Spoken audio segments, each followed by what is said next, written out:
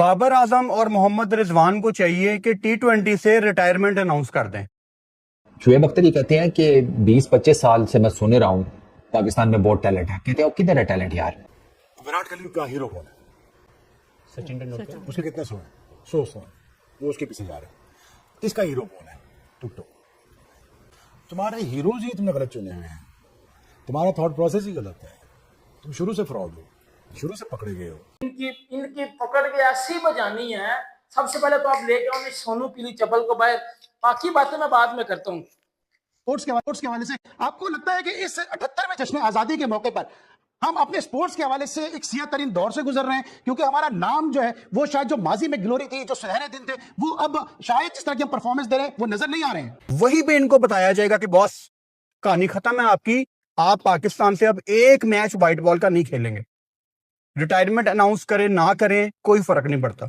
ये जो specially TikTok and reels वाली जनरेशन है, इसके लिए पूरा बास्केटबॉल का मैच, जो कि क्रिकेट के मैच से बहुत छोटा होता है, वो देखना भी मुश्किल है। तो मुझे लग रहा है कि हमारी क्रिकेट के साथ वो वाला मसला आ रहा है। हम खुश हैं कि नसीम शाह की एक हमें रील अच्छी मिल गई है, हमें एक प्लेयर की पर्टिकुलर शॉट जो बहुत पसंद आ जाती है, तो हम खुश हैं कि हमें एक शॉट मिल गई है। अब अगले 3 बार 15-15 सेकंड्स की एडिट निकालूंगा। मतलब ऐसे थोड़ी होता है सिर्फ एक T20 के लिए दफा करें, भाड़ में गया T20 ना खेले यार। और ये सारे जो अभी आपकी करंट लॉट है ना, इसमें से ज्यादातर जो है वो बस टाइम गुजार रहे हैं। मैं तब भी कह रहा था ये हरकतें मत करो। तुम कोई नंबर 1 नहीं आगे। तुम एबनॉर्मल लोगों को प्लान बनाओगे, तुम अजीब से लोगों को आने दोगे, तो फिर यही होगा। लेकिन उस कोशिश में उनकी वनडे की परफॉर्मेंस भी खराब हो जाएगी। और नुकसान बाबर और रिजवान का नहीं है, नुकसान पाकिस्तान का है। क्योंकि 2027 का जो आपका ODI वर्ल्ड कप है, उसमें आपको आपके सीनियर प्लेयर्स अच्छी फॉर्म में चाहिए। भाईजान चैंपियन ट्रॉफी में पाकिस्तान जलील हुआ, वनडे सीरीज हमने खेली न्यूजीलैंड से, पाकिस्तान जलील हुआ, ठीक है। ये चीज थी वेस्ट इंडीज की। हम बांग्लादेश गए, हम जलील हुए। हम वेस्ट इंडीज आए, हम जलील हुए।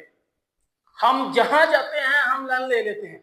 हम विराट कोहली की जो बात हो रही थी, तो उसमें पाकिस्तान के खिलाफ जो उनका रिकॉर्ड है, कई प्लेयर्स होते हैं जो कि बड़े ओकेजन पे, बड़ी स्टेज पे आके नर्वस होकर अंडर प्रेशर नहीं परफॉर्म कर सकते।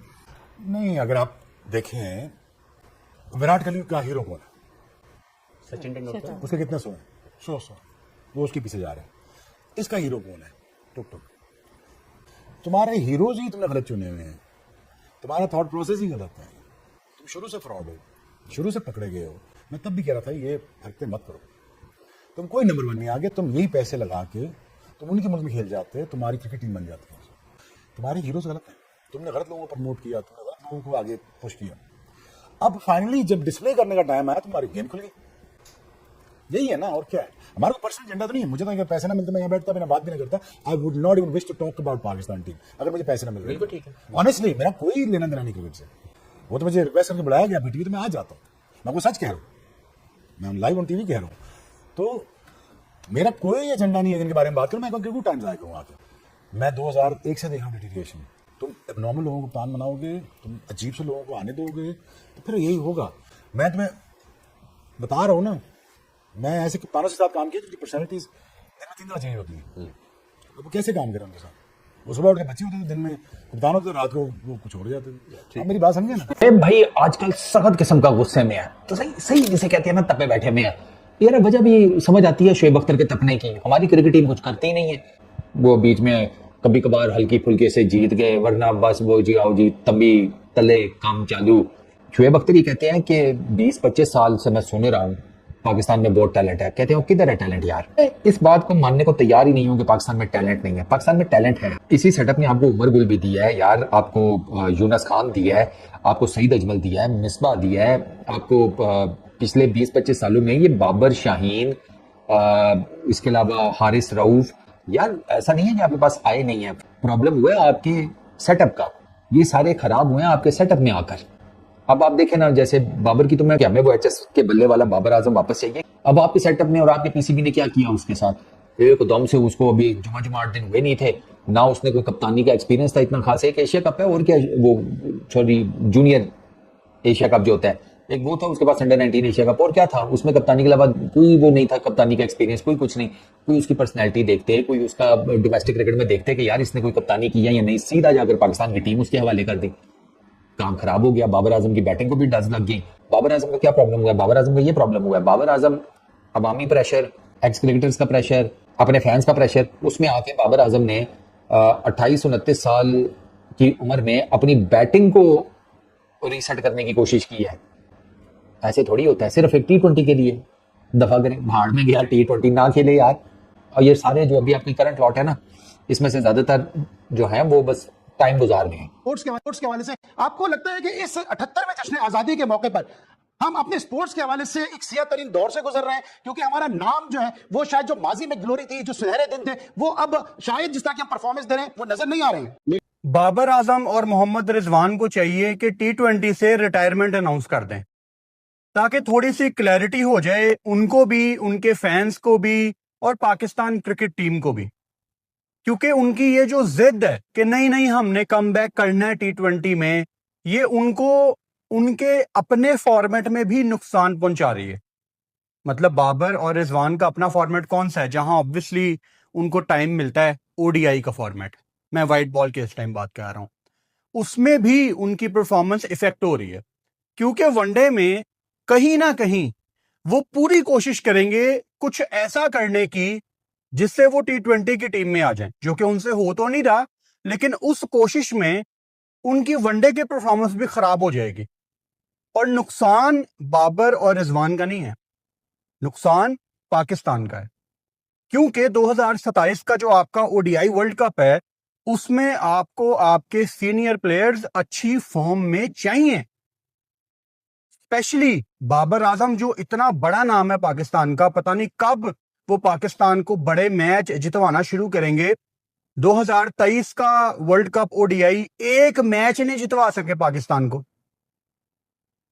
आपकी 2025 की चैंपियंस ट्रॉफी अगेन वनडे का फॉर्मेट, एक मैच नहीं जितवा सके पाकिस्तान को। तो मैं तो इनको जबरदस्ती 2027 का वनडे वर्ल्ड कप खिलाऊंगा। अगर ये नहीं भी खेलना चाहेंगे, जबरदस्ती खिलाऊंगा। भाई आप पे जो इतना इन्वेस्ट किया है हमारे सिस्टम ने, हमें पे बैक करो।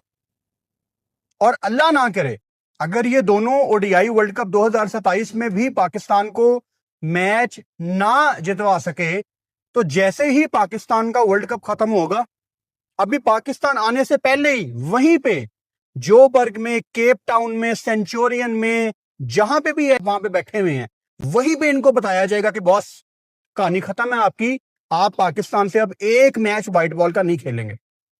रिटायरमेंट अनाउंस करें ना करें कोई फर्क नहीं पड़ता, ताकि वो असी वर्का ही फाड़ दिए, वो किस्सा ही खत्म हो जाए, आपको आगे जाने का मौका मिले।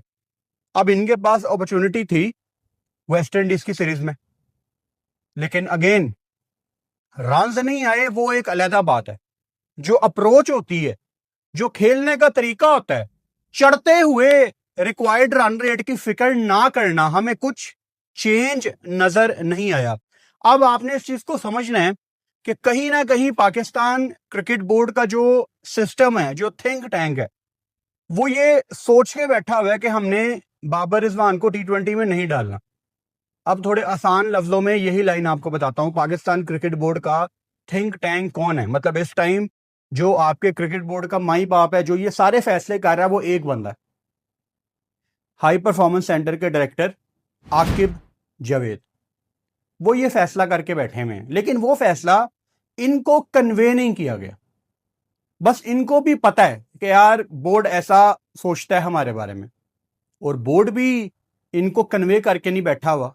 अगेन नुकसान किसका और है? पाकिस्तान का। जहां मैं ये कहता हूं ना कि इन दोनों को चाहिए यार अपनी रिटायरमेंट अनाउंस करके T20 से वनडे पे फोकस करें, वहां बोर्ड की भी जिम्मेदारी है। ये जितनी हलचल मचती है ना पाकिस्तान के मैच हारने के बाद, इसको ले आओ उसको ले आओ, बोर्ड भी इसमें अपनी जिम्मेदारी अदा करे। इनकी पकड़ के ऐसी बजानी है, सबसे पहले तो आप लेके आओ सोनू पीली चप्पल को बाहर, बाकी बातें मैं बाद में करता हूँ। भाईजान चैंपियन ट्रॉफी में पाकिस्तान दलील हुआ, वनडे सीरीज हमने खेली, न्यूजीलैंड से पाकिस्तान दलील हुआ, ठीक है। ये थी वेस्ट इंडीज की, हम बांग्लादेश गए हम दलील हुए, हम वेस्ट इंडीज आए हम दलील हुए। हम जहां जाते हैं हम रन ले लेते हैं, हम जहां जाते हैं हम रन ले लेते हैं। वो इससे ज्यादा शर्मिंदगी वाली बात, और 92 पे बेटा आप पिले गए हो, 92 पे ऑल आउट हो गया पाकिस्तान की टीम। और वो जो रिजू डांसर है ना, कप्ताना मेरी जाना ना, जरा बार तेरी मैं कप्ताना मेरी जाना निकालू, 0 पे आउट हुआ है। और वो जो कप्ताना मेरी जाना, वो पिछले मैच में 0 पे आउट हुआ था, इस मैच में उसने 9 रन बनाया 23 बॉलों पे। ये किस किस्म की क्रिकेट है, ये किस लेवल की क्रिकेट है। जेडन सील्स ने इस रिजवान और बाबर की सील खोल दी है आज। ये बाबर पिछले मैच में भी जेडन सील से आउट होकर अपनी सील तोड़वा गया था, आज भी बाबर की सील जो है वो तोड़ दिया पकड़ के जेडन सील्स ने। और पाकिस्तान को एक शर्मिंदगी वाली सीरीज डिफीट हुई है।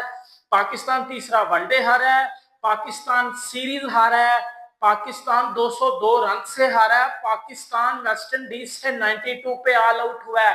फोकसिंग ऑन समथिंग, और हम तो ऑब्वियसली कहते हैं हाँ जी क्रिकेट पे सबसे ज्यादा फोकस है हमारा, पर जैसा फोकस है वो हमें दिख ही रहा है। और मतलब इस आज के दिन तो मैं वो पॉइंट छेड़ना ही नहीं चाह रही, जिस तरह की परफॉर्मेंस है। मतलब हम फौज की बात करते हैं, हमारी फौज ने मार के अंजाम दिए, मगर जो हमारे लड़के मार के अंजाम दे रहे हैं, मतलब कितने 34 साल बाद हमने ओडीआई सीरीज वेस्ट इंडीज ने जीती हमारे, मार के ही सर अंजाम दे रहे हैं। हमारा जो इस खेल से इंटरेस्ट है वो मार के रहेंगे। हाँ ऐसा ही लग रहा है।